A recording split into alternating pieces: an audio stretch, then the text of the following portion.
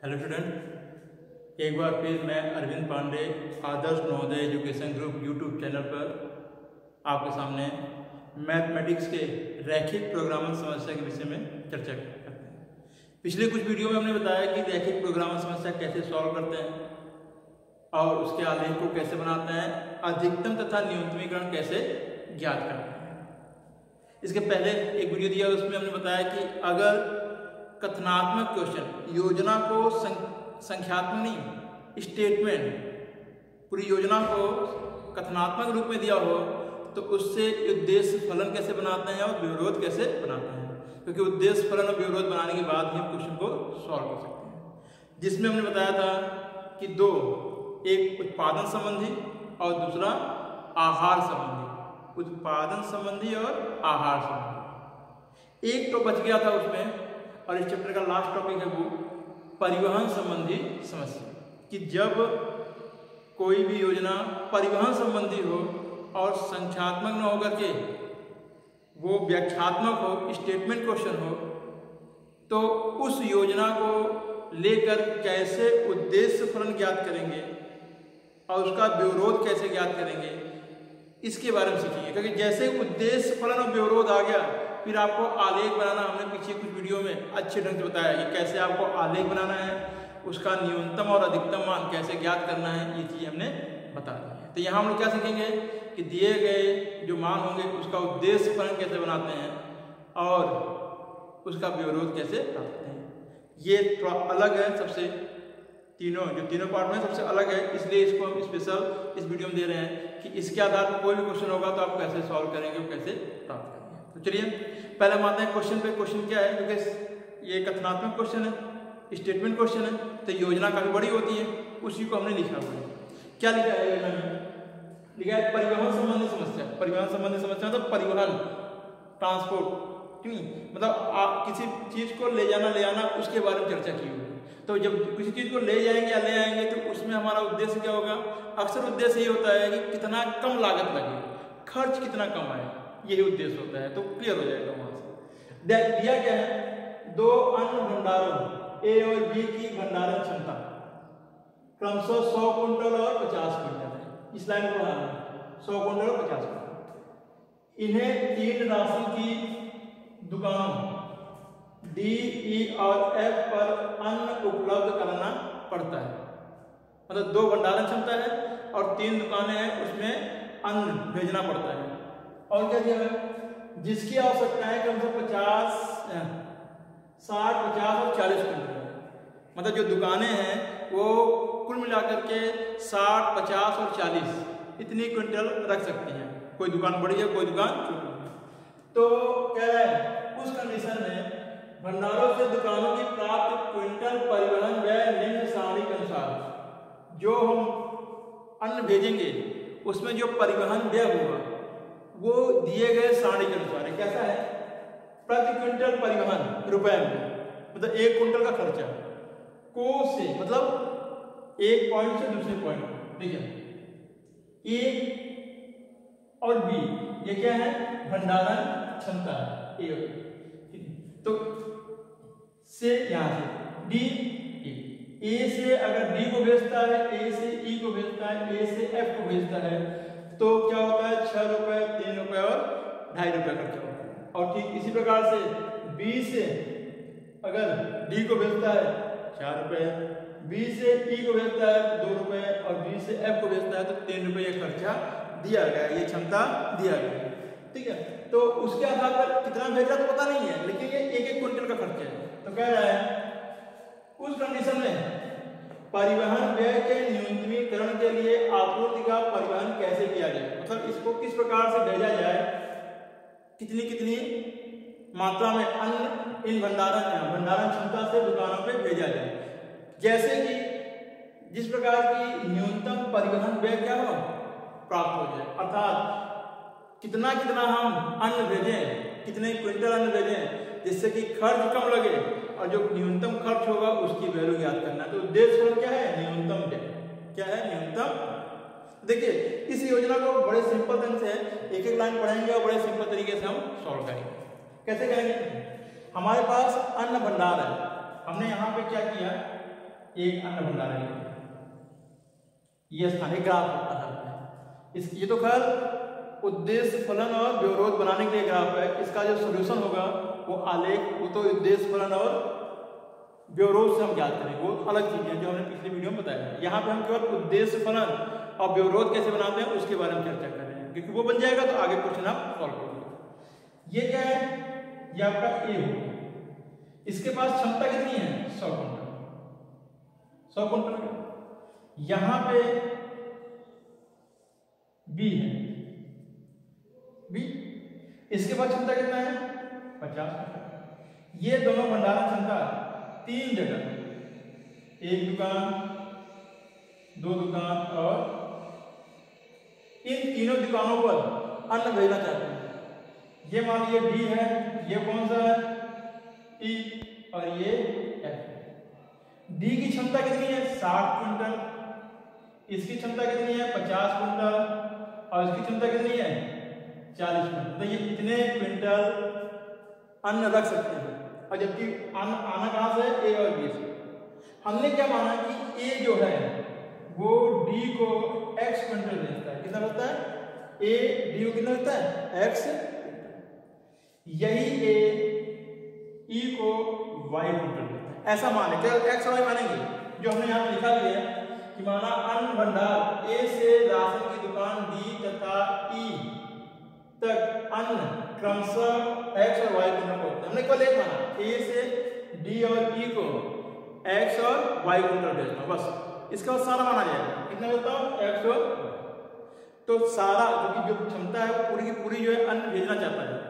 अगर x इसको दे दिया, y इसको दे दिया, तो बचा कितना इसके पास, 100 टोटल थे।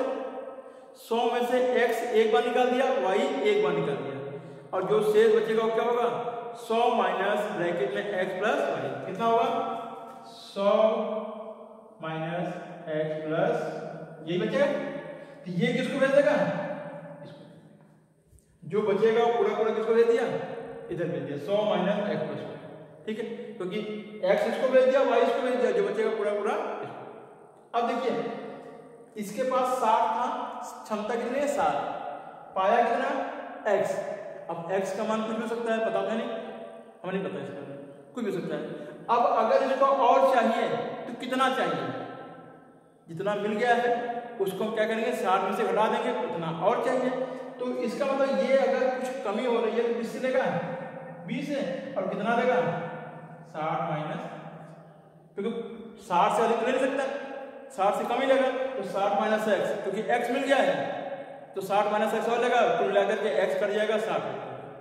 ये कितना लेगा, इसको कितना बचेगा, निश्चित तौर पे कितना बचेगा, 50 माइनस। अब तीसरा कंडीशन, b जो है f को कितना भेजेगा, तो आपके पास दो शर्त, जितना पा लिया है वो उसको 40 में से घटा देंगे, पहला शर्त ये, और दूसरी शर्त 50 में से इन दोनों को जोड़ के घटा देंगे, क्योंकि जो बचेगा इसके पास वो पूरा उसको भेजेगा। तो हम क्या करेंगे, जो बचेगा वही भेजेंगे। तो बचा कितना है इसके पास, 50 टोटल है, माइनस इन दोनों का योग 60 माइनस एक्स प्लस 50 माइनस। अगर इसको हम सॉल्व करें, इस पूरे को सॉल्व करें, क्या ऐसे नहीं दिए, देखिए 50 50 कट जाएगा, x प्लस वाई या हो जाएगा, इसको या करके हम लिखते हैं x प्लस वाई माइनस 60। ठीक है, क्या ऊपर वाले को चाहिए, दोनों का मतलब इतनी जो है मात्रा अन्न को ये इसको भेजता है। हमने केवल 2 माना था और इस आधार पे सारे मान ये प्राप्त हो गए। फिर से ध्यान रखिएगा कि यही मेन है, ए डी को x भेजता है क्विंटल, ए डी को y क्विंटल भेजता है, तो जो बचेगा पूरा का पूरा किसको देगा, f को देगा। ये पाया कितना x, इसके बाद क्षमता कितनी है 60 का, कितना और लेगा 60 माइनस x। इसके पास क्षमता कितनी है 50 का, कितना पा गया y, कितना और लेगा 50 माइनस y। इस 50 होना नहीं, इस 50 माइनस y। अगर यहाँ 50 नहीं होता, यहाँ कितना होता 70 होता, तो कितना होता है यहाँ पे 70 माइनस। यहाँ अगर 80 होता तो 80 माइनस। ये ध्यान रखना है, जितना क्षमता है उसमें से y को घटा देंगे। और टोटल b के पास कितना है 50 है, तो टोटल में से इन दोनों को जोड़ के घटाएंगे तो जो बचेगा वो पूरा किसको देगा। ये एक आधार हो गया पूरे इस आलेख को, पूरी योजना को हम एक छोटे से ग्राफ में शो कर दिए। उसी को हमने लिखा है, क्या लिखा है कि उपरोक्त प्रदत्त आंकड़े को, जो प्रदत्त आंकड़े हैं, आंकड़ों को, ठीक है, आंकड़ों ग्राफ से दिखाया गया है।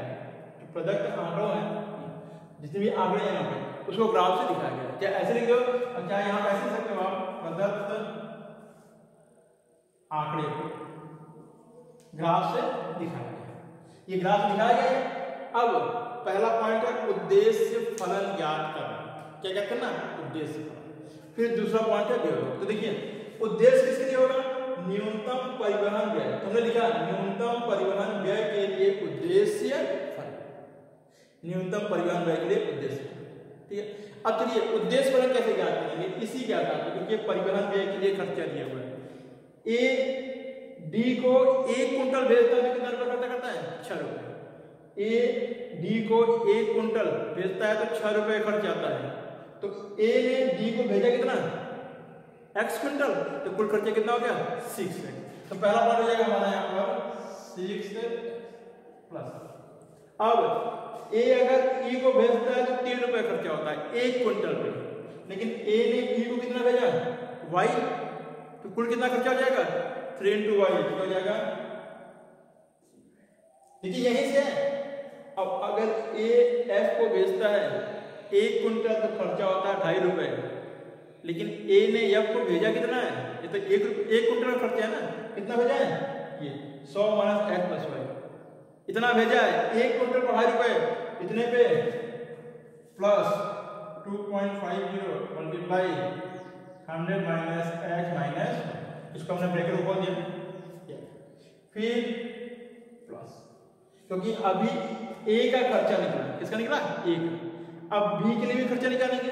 ठीक उसी प्रकार से बी अगर डी को भेजता है 1 क्विंटल तो खर्चा कितना है, 4 रुपये, लेकिन बी ने भेजा कितना है डी को, बी ने डी को कितना भेजा है, 60 - x, तो 1 क्विंटल का खर्च 4 रुपये है, इसका खर्च 4 × 60 - या कि आगे खर्चा।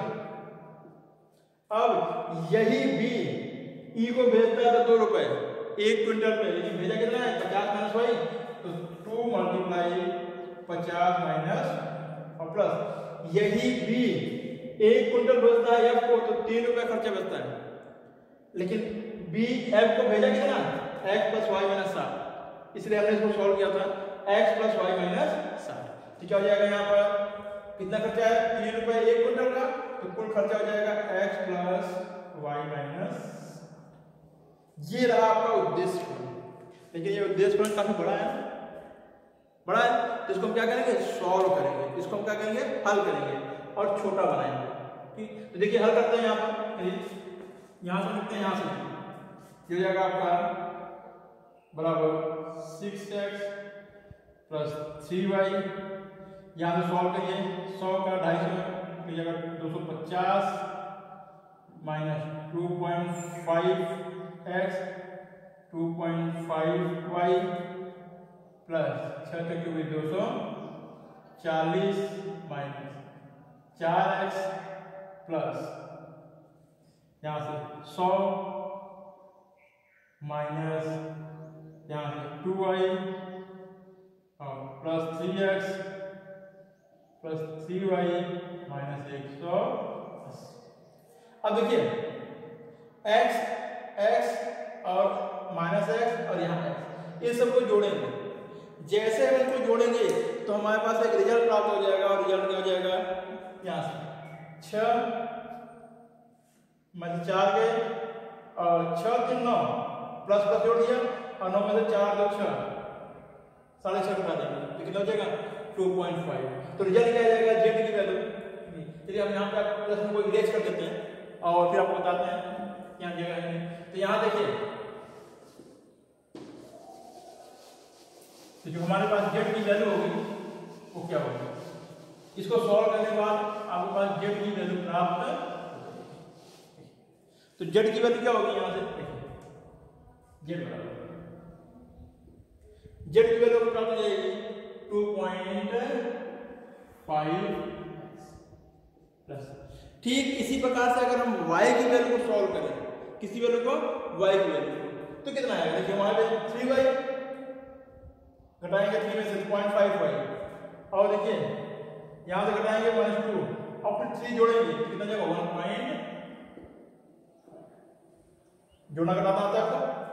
यहाँ 3 था और यहाँ 3 6 हो गए, 6 में से यहाँ 2 और 2 4 4.5 घटा देंगे कितना जाएगा? 1.5 और फिर देखिए संख्यात्मक 250 है 240 है प्लस में, यहाँ 100 प्लस में है और 180 माइनस में, तीनों को जोड़ करके अगर हम घटाएंगे कितना आएगा? 410 तो जाएगा आपका 410 और यही आपका क्या हो जाएगा? उद्देश्य। तो आपने भी क्या किया? केवल उद्देश्य फलन ज्ञात किया। क्या ज्ञात किया? उद्देश्य। जैसे आपका उद्देश्य फलन ज्ञात हो गया, अब क्या ज्ञात करेंगे आप? व्यवरोध। क्या ज्ञात करेंगे? तथा आलेख से प्राप्त व्यवरोध या ग्राफ से प्राप्त व्यवरोध क्रमशः, थोड़ा सा बड़ा क्वेश्चन होता है ये, क्योंकि इसमें उद्देश्य बनाना व्यवरोध बनाने में ही काफी समय निकल जाता है, फिर ग्राफ बनाना होता है तो बड़े क्वेश्चन होते हैं, लेकिन इनका बहुत सरल होता है। अगर ये चीज समझ में आ गई फिर तो देखिए कितना सरल है। इसी से ही हम व्यवरोध ज्ञात करेंगे बहुत सिंपल तरीके से। हम क्या करेंगे? जितनी वैल्यू दी हुई है सबको 0 से अधिक करेंगे, क्योंकि 0 से कम तो हो ही नहीं सकता। तो देखिए पहला व्यवरोध x greater than 0 y greater than 0, जो कि हर क्वेश्चन में था। आपने पहले जाना था कि x y 0 से बड़ा होता है। तीसरा क्या होगा? 100 minus x plus y, 100 minus यहाँ ब्रैकेट में x plus y greater equal to, या इसी को हम क्या लिखेंगे? x plus y less than equal to x plus y. इसको अगर हम फर्स्ट मान लेंगे व्यवरोध, ये हो गया हमारा सेकंड व्यवरोध। अब आगे चलते हैं, यहां से देखिए अब क्या करेंगे? तीसरा यहां पे 60 माइनस एक्स, इसको भी ग्रेटर देन इक्वल टू 0। हमने क्या किया? सभी को 0 से बड़ा दिखाना है। अब इसको सॉल्व करेंगे तो क्या हो जाएगा? ये इधर जाएगा तो x छोटा होगा किससे? 60 से। ठीक, इसी प्रकार चौथा यहां से 50 माइनस बड़ा है 0 से, या y छोटा है किससे? 50। और लास्ट में कौन सोच रहा है? x प्लस वाई तथा x प्लस वाई माइनस 100 बड़ा है 0 से, या इसको लिख सकते हैं x plus y greater equal to, यहाँ पे 100 नहीं है बस 60 है, x प्लस वाई माइनस 60 दिया जाएगा ग्रेटर इक्वल टू 4। तो आपने देखा 1 2 3 4 5 व्यवरोध हो गए। ये तो फिक्स है, सब में होता है, पता नहीं काम को करता है। ये 4 व्यवरोध लेने हैं 1 2 3 4, इन्हीं चारों से हम आलेख बनाएंगे जो हमेशा बाउंडेड होगा। क्या होता है? परिबद्ध होगा। इसका जब भी आलेख बनाएंगे तो परिबद्ध ही निकलेगा, ध्यान रखिएगा, ठीक नहीं? अपरिबद्ध निकलेगा, चारों तरफ से घिरा हुआ निकलेगा। फिर घिरा परिबद्ध क्षेत्र बनाएंगे, आलेख बनाने के कोणिक बिंदु ज्ञात करेंगे और उन बिंदुओं को जेड में रख करके न्यूनतम परिवहन व्यय ज्ञात करेंगे। जिस बिंदु पे न्यूनतम परिवहन व्यय आएगा उसके आधार पे x y का मान रख करके इसमें हम ज्ञात करेंगे कि प्रत्येक भंडारण क्षमता दुकानों को कितना अन्न भेजता है। तो वो आलेख के द्वारा, जैसे कि पीछे क्वेश्चन आप सॉल्व किए हो, सॉल्व कर सकते हैं। मेन क्या था हमारा बताने का मतलब? मेन मकसद था कि उद्देश्य फलन और व्यवरोध कैसे ज्ञात करते हैं। और ये चीजें क्या है, पूरे आंकड़ों को अगर ग्राफ में कर दिया जाए तो बहुत ही सिंपल तरीके से ऐसे कोई भी क्वेश्चन हो, बड़े से बड़े क्वेश्चन को आप आसान तरीके से सॉल्व कर सकते हैं। इस प्रकार कई क्वेश्चन रहेंगे, उनको आप लीजिए और इस प्रकार से व्यवरोध और उद्देश्य फलन बना करके केवल उतना नहीं, इसके आगे भी सॉल्व कीजिए। यहाँ पर मैं इसके आगे क्यों नहीं बता रहा हूँ कि इसके आगे की जो आलेख है वो हमें पिछले वीडियो में कई बार बता चुका हूँ, कई एग्जाम्पल लेकर के आपको बता दिया हूँ कि परिबद्ध और परिबद्ध दोनों के कंडीशन बता दी। इसलिए यहाँ पर केवल मैंने क्वेश्चन को लेकर के आपको व्यवरोध और उद्देश्य फलन के बारे में बताया है। ठीक, तो आप इन वीडियो से अधिक से अधिक क्वेश्चन को सॉल्व करें, केवल इसके आगे आलेख बनाना है और हल करना है और रिजल्ट प्राप्त करना है। तब तक के लिए जय हिंद। नेक्स्ट टाइम में हम लोग एक नए टॉपिक के साथ ये चैप्टर आइए कंप्लीट करते हैं, नए चैप्टर के साथ एक नए पॉइंट पे चर्चा करेंगे। जय भारत।